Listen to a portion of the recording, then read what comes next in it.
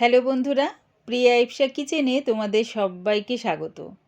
আজকে আমি তোমাদের সাথে শেয়ার করলাম নতুন আলু দিয়ে কষা কষা আলুর দম। এই আলুর দম তোমরা রুটি, পরোটা, লুচি, ফ্রাইড রাইস, পোলাও দিয়ে খেতে ভীষণ ভালো লাগে। আর শীতকালে নতুন আলুর দম দারুণ খেতে লাগে। আমার এই রেসিপিটা ভালো লাগলে প্লিজ আমার চ্যানেলটিকে লাইক ও সাবস্ক্রাইব করে দিও। তবে দেখে নাও আমি এটা কেমনভাবে তৈরি করি।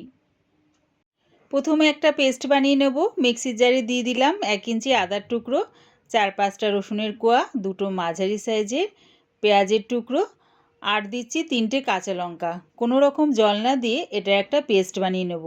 পেস্টটা কিন্তু আমি মিহি পেস্ট করব না, একটু দানা দানা রাখবো। নতুন আলু গোটা গোটা খোসা সমেত একটা সিটি দিয়ে সেদ্ধ করে নিয়েছি। তারপরে ঠান্ডা হয়ে যাবার পর খোসাগুলো ছাড়িয়ে নিয়েছি। এবারে দেখো, এই কাঁটা চামচ দিয়ে আলুগুলো একটু ছিদ্র করে নিচ্ছি। যেহেতু আলুর দমটা আমি গোটা আলু দিয়ে করছি, তাই কাঁটা চামচ দিয়ে ছিদ্র করে নিলে কি হবে, আলুর মধ্যে মশলার স্বাদ আর গন্ধ খুব সুন্দরভাবে ঢুকে যাবে। যখন আলুটা খাবে দেখবে আলুর ভেতরটাও বেশ ভালো লাগছে। তাই অবশ্যই এই কাঁটা চামচ দিয়ে আলুগুলো একটু ছিদ্র করে নিও। গ্যাসটাকে হাই ফ্লেমে রেখে একটা কড়া বসিয়ে দিয়েছি। তার মধ্যে দিয়ে দিলাম বেশ খানিকটা সর্ষের তেল।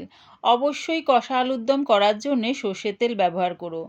এবারে আলুগুলো দিয়ে দিলাম। দিচ্ছি স্বাদ অনুযায়ী নুন আর সামান্য একটু হলুদ গুঁড়ো। নুন আর হলুদটা দিয়ে আলুগুলো একটু লাল লাল করে ভেজে নেব।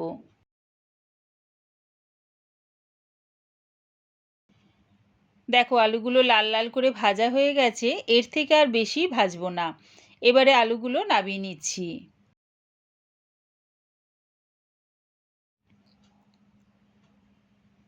ওই তেলের মধ্যে ফোড়নের জন্য দিলাম 2টো শুকনো লঙ্কা, 3টে ছোটো এলাচ, 2 টুকরো দারচিনি, আর দিলাম 1 টুকরো জয়িত্রী। প্রথমে ফোড়নটা একটু ভাজা ভাজা করে নেব। যখন দেখবে ফোড়নের থেকে সুন্দর একটা গন্ধ বেরোচ্ছে, তখন দিয়ে দিলাম ওই পেস্টটা, আদা, রসুন, কাঁচা লঙ্কার যে পেস্টটা বানিয়েছিলাম সেটা দিয়ে দিলাম। সেটা দিয়ে তেলের সাথে নাড়িয়ে চাড়িয়ে একটু কষিয়ে নিচ্ছি। পেস্টটা দিয়ে 2 মিনিট কষিয়ে নিয়েছি। এবারে দিয়ে দিলাম 1/2 চামচ জিরের গুঁড়ো, 1 চামচ লঙ্কার গুঁড়ো, ঝালটা সম্পূর্ণ তোমাদের স্বাদ অনুযায়ী ব্যবহার করো। দিলাম 1 চামচ ধনের গুঁড়ো, 1/2 চামচ হলুদ গুঁড়ো, আর দিলাম কালারের জন্য 1 চামচ কাশ্মীরি লঙ্কার গুঁড়ো। সামান্য একটু জল দিয়ে মশলাটাকে ভালো করে কষিয়ে নেব। দেখো, মশলাটা খুব সুন্দর করে কষানো হয়ে গেছে আর তেলটাও ছেড়ে দিয়েছে। এবারে দিয়ে দিলাম 2টো মাঝারি সাইজের টমেটো কুচি আর স্বাদ অনুযায়ী নুন। দিচ্ছি কড়াইশুঁটি। শীতকাল যেহেতু আলুর দমের মধ্যে কড়াইশুঁটি না দিলে আলুর দমটা ঠিক খেতে ভালো লাগে না। তাই সব কিছু দিয়ে মশলাটাকে আবারও ভালো করে কষিয়ে নিলাম। প্রায় 5 মিনিট ধরে মশলাটা কষিয়ে নিয়েছি। দেখো, তেলটা কি সুন্দর মশলার ওপরে উঠে এসছে। এবারে দিয়ে দিলাম এর মধ্যে আগে থেকে ভেজে রাখা আলুগুলো।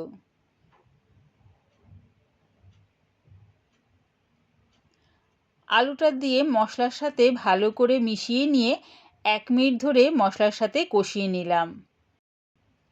এবার দিচ্ছি 1 কাপ গরম জল। আলুটা যেহেতু আমার সেদ্ধ করা আছে, তাই অবশ্যই এর মধ্যে গরম জল একটু ব্যবহার করো। গরম জলটা দিয়ে সব কিছুর সাথে ভালো করে মিশিয়ে নিয়ে চাপা দিয়ে এটা ফুটতে দিলাম। আলুটা যেহেতু সিদ্ধ আছে, খুব একটা বেশি ফোটাতে লাগবে না। 2 মিনিট পর চাপাটা খুলে দেখে নিচ্ছি। রেডি হয়ে গেছে আমার কষা কষা আলুর দম। যে যেরকম গ্রেভি রাখবে সেই অনুযায়ী আলুর দমটা নাবিও। এবারে দিয়ে দিলাম 1 মুঠ ধনেপাতা কুচি। ধনেপাতা কুচিটা দিয়ে আলুর দমের সাথে ভালো করে মিশিয়ে নিয়ে আরও 30 সেকেন্ডের মতন ফুটিয়ে নেব। রেডি হয়ে গেছে আমার কষা আলুর দম। একবার আমার মতন করে এই নতুন আলু দিয়ে আলুর দম বানিয়ে দেখো, দারুণ খেতে লাগে। আমি এটা পরিবেশন করলাম গরম গরম ফুলকো লুচি দিয়ে। আমার এই কষা আলুর দমের রেসিপিটা পুরো দেখার জন্যে প্রিয়া ইপসা কিচেনের থেকে তোমাদের সবাইকে অনেক ভালোবাসা রইল। রেসিপিটা ভালো লাগলে প্লিজ আমার চ্যানেলটিকে সাবস্ক্রাইব করে দিও।